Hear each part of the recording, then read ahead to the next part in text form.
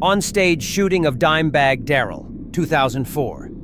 In December 2004, a concert was held at the Alrosa Villa nightclub in Columbus, Ohio. The venue was small, dark, and tightly packed. Fans stood only a few feet from the stage. There were no physical barriers separating performers from the audience. The performance had just begun. The band had only started their opening song. Security inside the venue was minimal.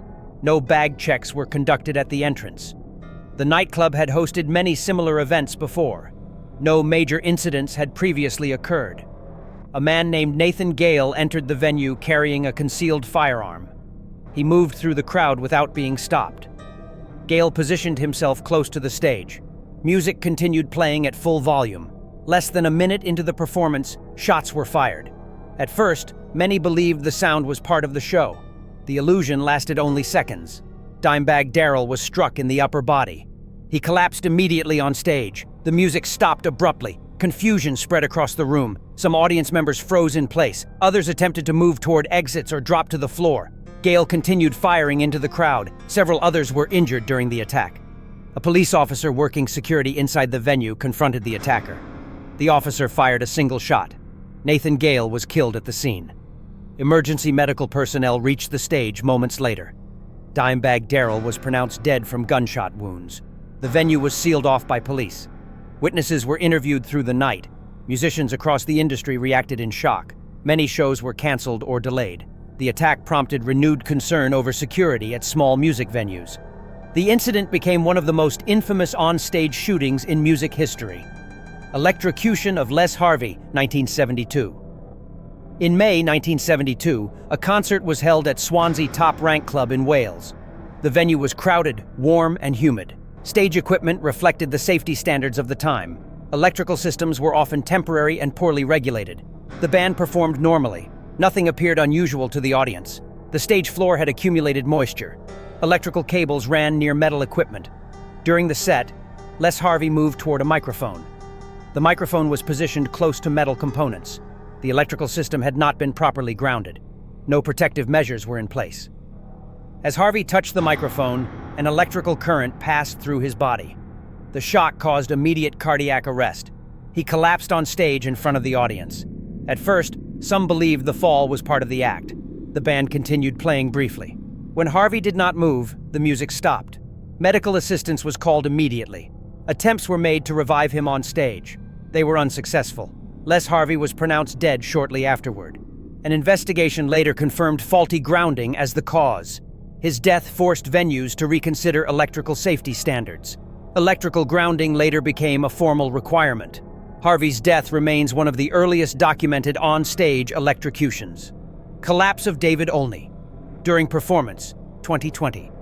In January 2020, a concert was held at a small listening room in Santa Rosa Beach, Florida. The venue was known for intimate performances. The audience was seated. The atmosphere was quiet and focused. David Olney performed calmly on stage. He appeared comfortable and relaxed. The performance continued without interruption. Nothing appeared unusual. Midway through a song, Olney stopped playing. He remained seated, holding his guitar.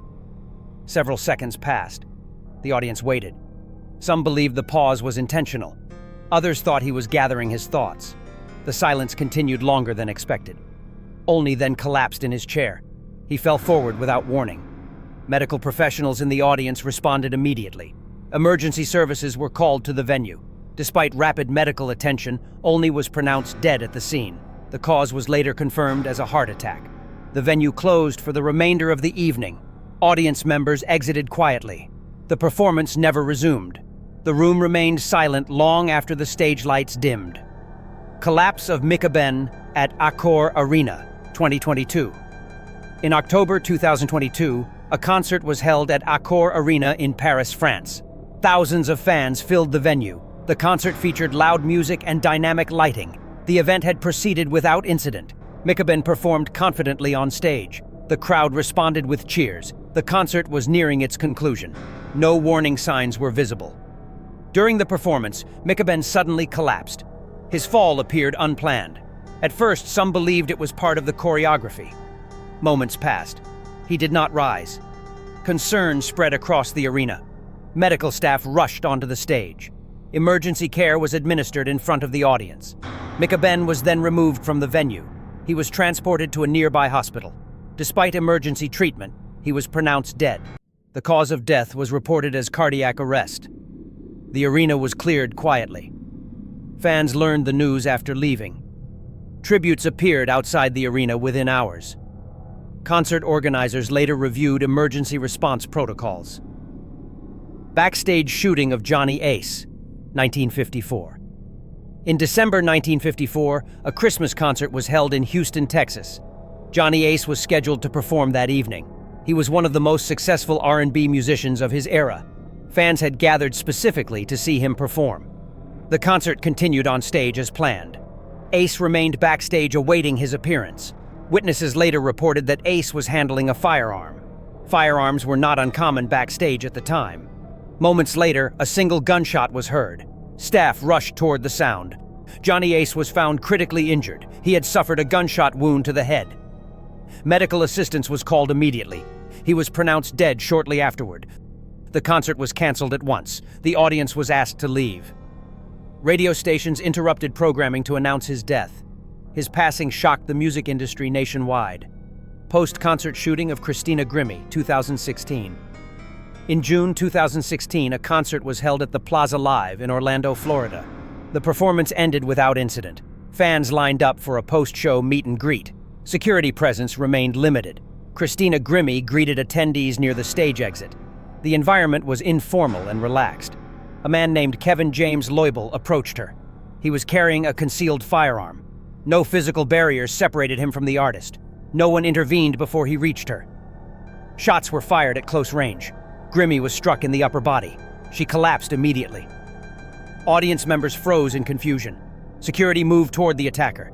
During the confrontation, Loibl took his own life. Grimmie was transported to a nearby hospital.